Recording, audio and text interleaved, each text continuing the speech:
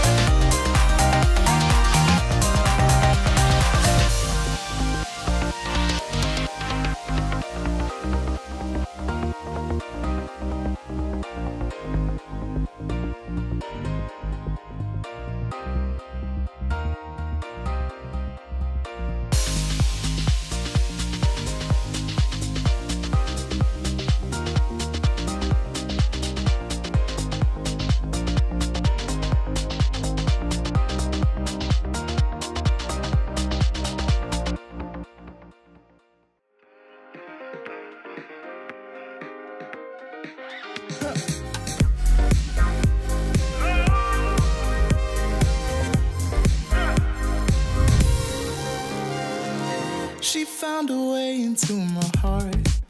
Oh, oh, she don't make make out, no, she make art. And I need a way to treat it, cause I keep getting high off of her.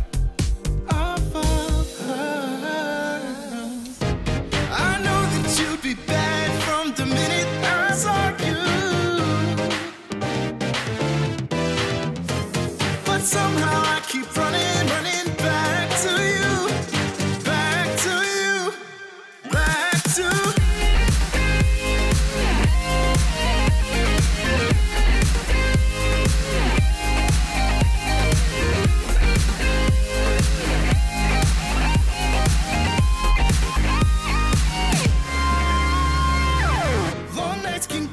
feeling lonely, hey. And hearing music that can make me smile. But the way I feel with her cannot be explained. But one thing still remains on my mind. I know that you'd be bad from the minute I saw you. But somehow I keep running back to you. Back to you.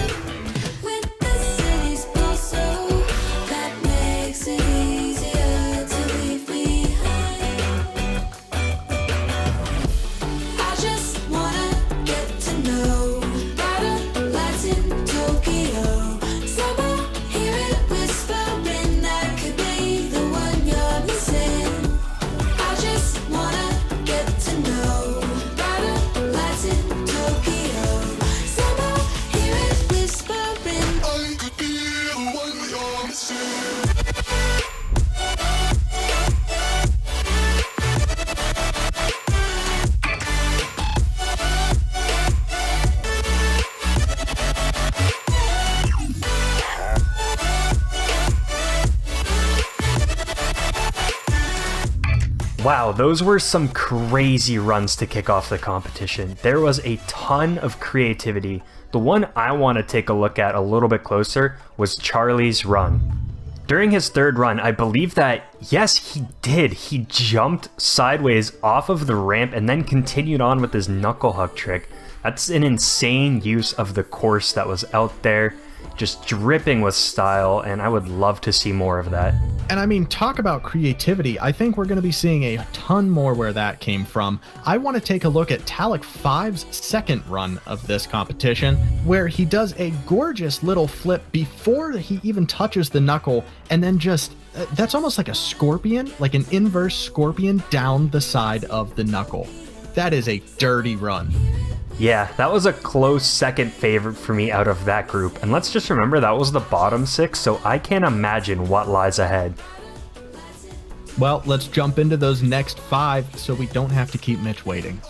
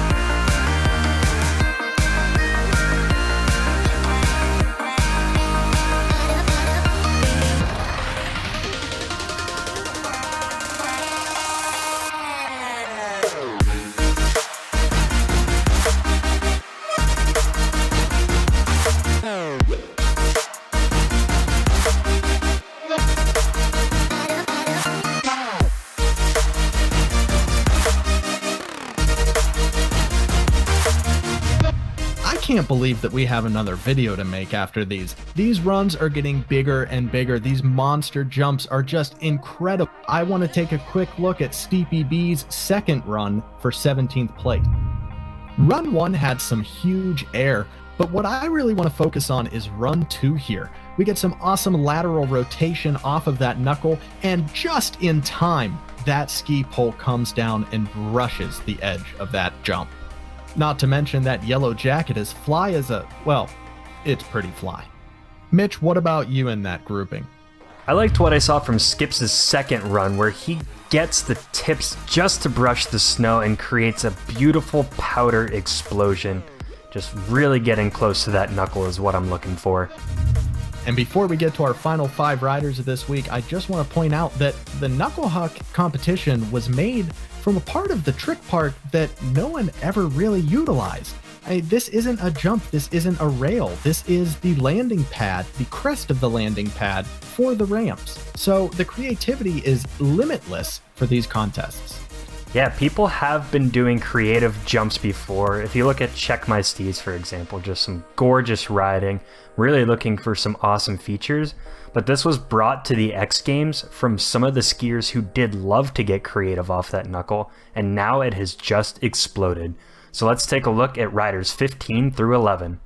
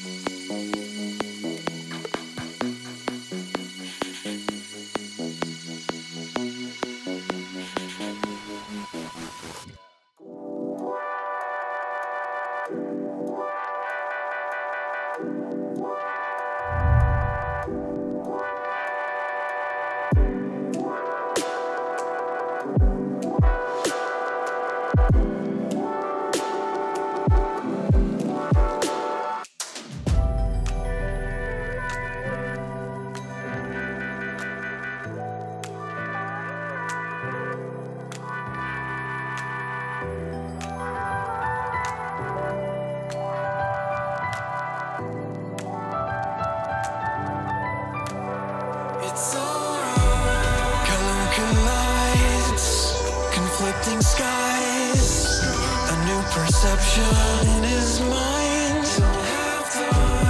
To understand, so take my hand and hang my limbs up to dry.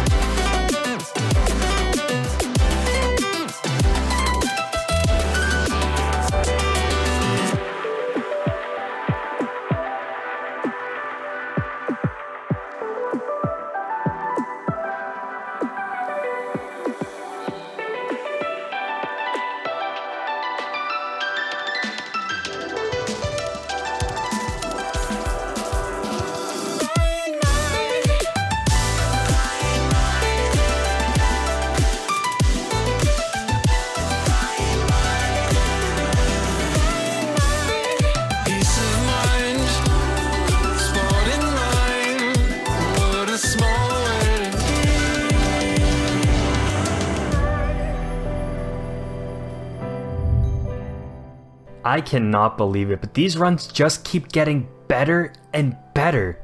I really want to focus on Dude Ship's first run here in 15th place, where he pulls off a switch backflip and his face comes inches from the mountain. I don't even know if you can measure that gap.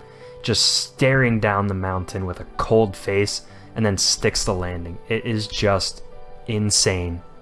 Well, this final grouping is all about flips, and Otzi Spezia is no exception. On their third run, they come out with a huge switch Lincoln and just barely brush the snow with the top of their hat. That was an incredible display of skill and talent from everyone in the qualifiers, and that was our 26th through 11th place riders. Yeah, I'm almost afraid to see what our top 10 is going to look like. Get ready for a show next week. We are going to have a full broadcast set up as best as we can from our respective homes. I'm probably still going to be wearing PJs. You're also going to be seeing clips from Steepcast community members like Steep Clips Germany, Seb, and Sir Cholex, to name a few. I cannot wait for you guys to see this final video, so be sure to tune in next week, May 2nd at 1 p.m. Eastern, 7 p.m. Central European Time. It'll be a live premiere just like this, so you can find us chatting alongside you in the live chat. But that's been all for this week. I've been Mitch, alongside me my best friend Nick, and this has been the Tartiflette Games. We'll see you on the slopes.